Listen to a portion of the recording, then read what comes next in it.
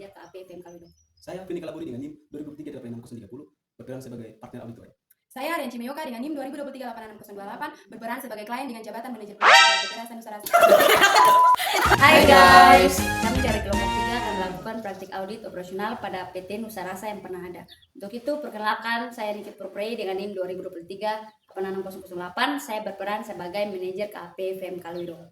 Saya Vini Kalaburi dengan NIM 2023-86030. Saya berperan sebagai partner auditor.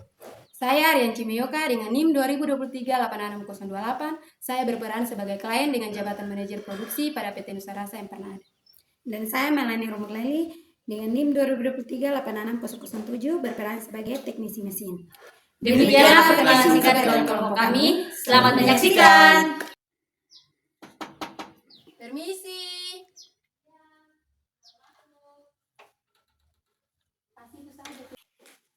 Selamat pagi. Ya, Ibu, terima kasih sudah mau meluangkan waktunya untuk menghadiri rapat hari ini. Sama-sama Ibu, kami dari PT Nusarasa yang pernah ada sedang mencari mitra audit yang kuat dalam mengoptimalkan divisi operasional perusahaan kami. Ya baik, pertama-tama silakan duduk. Terima kasih. Tujuan audit hari ini adalah untuk menilai efisiensi, efektivitas, dan manajemen risiko pada rantai pasok dan proses produksi. Untuk itu, kami sangat antusias dengan potensi kerjasama ini. Ya baik, kami juga sudah menyusun proposal dan sudah kami kirimkan ya Ibu. Rinciannya Ibu bisa lihat sendiri. Dan kami juga harus menjalankan prosedur penerimaan klien standar kami, yaitu pemeriksaan independensi. Kemudian fee yang kami ajukan adalah sebesar 85 juta yang ditambah dengan PPN 10% yang dibagi dalam 3 termin. Yang pertama 30% di awal, 50% di pertengahan, dan 20% setelah penyerahan laporan akhir. Dan durasi yang kami perkirakan adalah 1 bulan lebih yang dimulai dari tanggal 11 November sampai 18 Desember yang melibatkan audit dari tim kami terdiri dari spesialis manufaktur dan auditor IT. Silakan Ibu. Kami memahami pentingnya independensi, untuk itu dokumen apa yang dibutuhkan dari kami untuk tahap ini? Ya baik, yang kami perlukan adalah struktur organisasi divisi operasional dan daftar pihak terafiliasi utama yang digunakan untuk memastikan tidak ada konflik kepentingan yang dapat menghambat objektivitas audit kami. Iya ada Ibu, silakan diperiksa. Baik Ibu, terima kasih.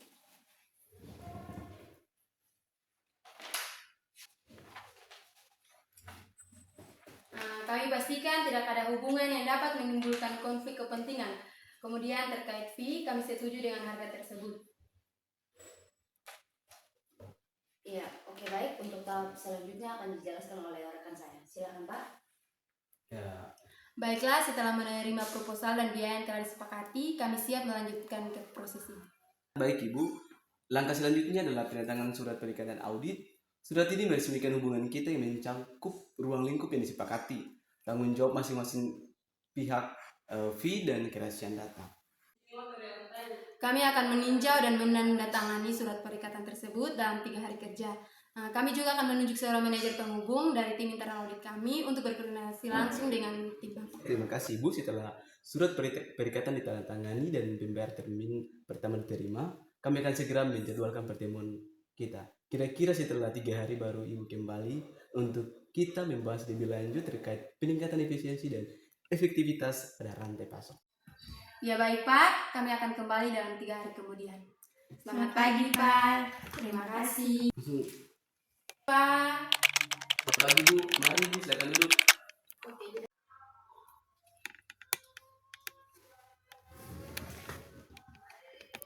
Terima kasih Pak.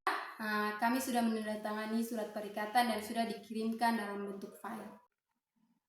Baik Ibu, sesuai dengan ruang lingkup yang dibutuhkan klien tadi, untuk mengefisiensikan biaya produksi dan di pabrik, maka kami akan memerlukan data laporan tahunan terbaru dan laporan biaya produksi. Silakan Pak.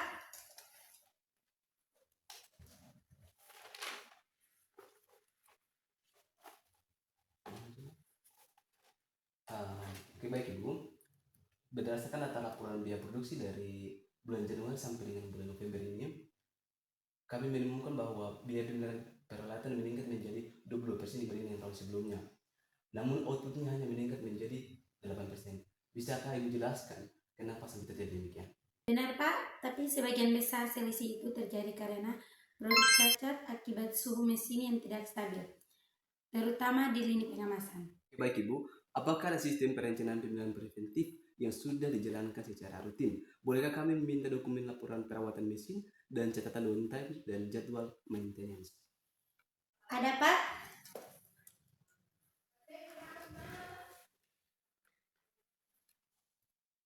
Tapi sebagian jadwalnya tertunda karena keterlambatan suku cadang dari pemasok, jadi beberapa perawatan dilakukan setelah terjadi gejala kerusakan.